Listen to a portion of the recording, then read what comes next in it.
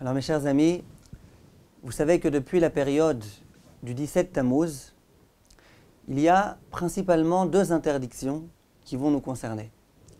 La première, ça va être de réciter la bénédiction de Shechianu Vekiemanu Vegianu Lazman Hazeh. On va en parler tout de suite. Et la seconde, c'est d'écouter de la musique. Après les Ashkenazim, il y a une autre interdiction qui va commencer déjà à ce moment-là, c'est celle de ne pas se couper les cheveux, de ne pas se raser. Mais aujourd'hui, on va parler de Shechianu Vekiemanu. Vous savez que cette période-là, c'est une période de châtiment. C'est une période durant laquelle nous avons perdu le Beth Amikdash, durant laquelle le peuple juif a énormément souffert. Et donc, il ne convient pas, durant cette période, de réciter la bénédiction de Shechianu. Pourquoi? Quelle est la traduction de cette bénédiction? Au moment où on achète un nouveau fruit, au moment où on porte un nouveau vêtement, on remercie Hachem. Et on lui dit merci Hachem, Shechianu Vekiemanu, qui nous ait permis de vivre jusqu'à présent, Veigianu Lazman Hazeh, qui nous a fait arriver à ce moment précis. Merci Hachem qu'on puisse être des contemporains de ce moment précis. Remercier Hachem de nous avoir permis de vivre un jour joyeux, il n'y a pas de problème. Mais dire à Hachem merci de m'avoir fait accéder à ce jour-là, qui est un jour de châtiment, la période de deuil, la période des 3 semaines, ça, c'est pas convenable de le dire à ce moment-là. Voilà pourquoi, pendant cette période-là, on ne porte pas un nouveau vêtement, on ne mange pas un nouveau fruit, pour ne pas avoir besoin de réciter la bracha de Shechianu. Durant les Shabbatot de cette période-là, un certain nombre de décisionnaires se montrent beaucoup plus indulgents et disent qu'en l'honneur de Shabbat, on peut réciter cette bénédiction. Même d'après ces décisionnaires-là qui autorisent, c'est jusqu'à Rosh Chodesh Av. Ça veut dire du 17 Tammuz jusqu'au 1er Av. À partir du 1er Av, même durant les Shabbatot de cette période-là, qui est entre le 1er Av et le 9 Av, on ne récitera pas Shechianu. L'opinion du Harizal, c'est que pendant toutes ces 3 semaines, on ne récite pas Shechianu, même pendant les jours de Shabbat. Donc ceux qui veulent réciter, ils ont sur qui se reposer, et ceux qui veulent se montrer plus exigeants, ils peuvent très bien le faire aussi, ainsi que l'écrit le Harizal. Les enfants qui sont déjà en âge d'être éduqués, ça veut dire qui ont plus que 6 ans, mais qui ne sont pas encore en âge de comprendre le sens du Beth Amikdash détruit, ça veut dire des enfants qui ont moins de 9 ans, en général les enfants qui ont 7, 8, 9 ans, ils ne comprennent pas encore c'est quoi le sens du Beth Amikdash détruit et du drame qui a été occasionné par la destruction du Beth Amikdash. Donc des enfants qui sont à cet âge-là, jusqu'à 9 ans, 10 ans, on peut leur autoriser de manger un nouveau fruit, de porter un nouveau vêtement et de réciter la bracha de Shechianu. Une femme enceinte qui voit un nouveau fruit et qui aimerait vraiment le manger. On sait qu'une femme enceinte qui aimerait manger quelque chose, il faut absolument lui donner. Il n'est pas question de l'en empêcher. Est-ce qu'on va pouvoir lui donner un nouveau fruit ou pas? Disent les décisionnaires, oui, on peut. Vu que c'est une femme enceinte, c'est pas bon de ne pas lui donner à manger. On peut lui donner à manger un nouveau fruit. C'est ça qu'elle veut maintenant, on peut lui donner.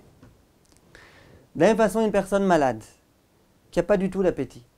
Et on sait que la seule façon de pouvoir éveiller son appétit, c'est de lui donner un nouveau fruit, quelque chose, ça faisait longtemps qu'elle n'avait pas mangé. Est-ce qu'on peut lui donner ou pas? Réponse de la halakha, oui. Lorsque nos maîtres ont demandé de ne pas réciter la bracha de Shechianu, de ne pas manger de nouvelles choses, c'est uniquement dans la mesure où c'est pour des personnes qui sont en bonne santé. Une personne malade, une femme enceinte, on peut autoriser. Question qui va se poser. Donc, on va lui autoriser à manger un nouveau fruit, d'accord. Mais est-ce qu'au moment où elle va manger ce nouveau fruit, elle devra réciter la bénédiction de Shechianu ou pas? Peut-être qu'elle va manger ce nouveau fruit, qu'elle récitera Boré Peri Haetz ou Boré Peri Adama, mais sans réciter la bénédiction de Shechianu. Ça, c'est l'objet d'une controverse entre nos maîtres.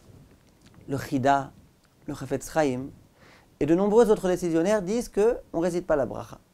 Nos maîtres ont autorisé à cette personne-là de manger un nouveau fruit parce qu'elle est malade, parce que c'est une femme enceinte, d'accord. Mais sans réciter Shechianu. On ne souhaite pas réciter Shechianu pendant cette période-là. Le Rav Ovadia, lui, n'est pas d'accord avec ça. Et il dit que si on a autorisé à cette personne-là de manger un nouveau fruit, eh bien, de facto, on lui autorise aussi à réciter la bénédiction de Shechianu. Quelle est la preuve du Rav Ovadia? Il dit, imaginez qu'il y a un fruit que je trouve sur le marché maintenant pendant ces 3 semaines, et je sais très bien que d'ici la fin des 3 semaines, je ne le trouverai plus sur le marché, ce fruit. Et donc, je risque de rater la possibilité de réciter Shechianu. Puisque maintenant, je n'ai pas le droit, je suis pendant les 3 semaines. Et après les 3 semaines, je ne le verrai plus, ce fruit. Que faire? Eh bien, disent les décisionnaires que, étant donné que je n'ai pas envie de rater la magnifique occasion de réciter la bracha de Shechianu, eh bien, je peux, pendant cette période-là, pendant ces 3 semaines-là, acheter ce nouveau fruit et réciter Shechianu. Pourquoi? Sinon, c'est une perte énorme. Perdre la possibilité de réciter Shechianu sur un nouveau fruit. Dit le Rav Ovadia, là pareil.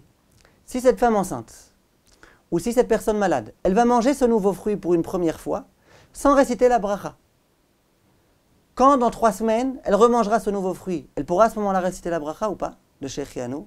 Elle ne pourra pas. Elle s'est déjà habituée à ce fruit, c'est déjà plus un nouveau fruit. Donc elle va perdre la bracha de Shechianu. Si elle perd la bracha de Shechianu, on vient de dire que pour ne pas perdre la bracha de Shechianu, on a le droit de réciter cette bracha pendant les 3 semaines. Donc, dit le Rav Ovadia, pendant les 3 semaines, une personne à laquelle on autorisera de manger un nouveau fruit, on lui autorisera aussi de réciter la bracha de Shechianu. La bracha du Gomel, on a le droit de la réciter. Une personne qui a fait un voyage, qui a pris l'avion, qui a besoin de réciter la bénédiction de Hagomel. Disent les décisionnaires que cette personne-là peut réciter la bracha pendant cette période-là. Pourquoi? Aucun rapport. Dans la bracha du Gomel, on ne dit pas merci de m'avoir fait accéder à ce jour-ci. On remercie Hachem de tous les bienfaits qu'il a fait à notre égard. Disent les décisionnaires, mieux que ça. Même le jour de Tisha B'Av. Si le jour de Tisha B'Av, on m'appelle à la Torah, et que je devais réciter la Gomel pour une raison ou pour une autre, et que je sais que si je ne récite pas maintenant, ensuite il va y avoir beaucoup de temps qui va s'écouler jusqu'à la prochaine fois où j'aurai l'occasion de monter à la Torah et de réciter le Gomel. Ou alors, si par exemple, la raison pour laquelle je dois réciter le Gomel, elle s'est produite il y a moins de 3 jours. Et si j'attends après Tisha B'Av, il y aura plus que 3 jours qui se seront écoulés. Or, on sait qu'a priori, la bénédiction du Hagomel, on souhaite la réciter les 3 jours, dans les 3 jours qui succèdent le bienfait qu'Hachem a fait à notre égard. Donc, disent les décisionnaires que dans ce cas-là même, le jour du Tisha B'Av même, on a le droit de réciter cette bracha. Voilà. Merci mes chers amis de votre attention. Espérons que le Beth Amikdash soit bientôt reconstruit, qu'on puisse réciter Shechianu sans aucun problème et profiter de tous les bienfaits qu'Akadosh Baruch Hu fera à notre égard au moment où il construira le Beth Amikdash. Kol Tov et à bientôt mes chers amis.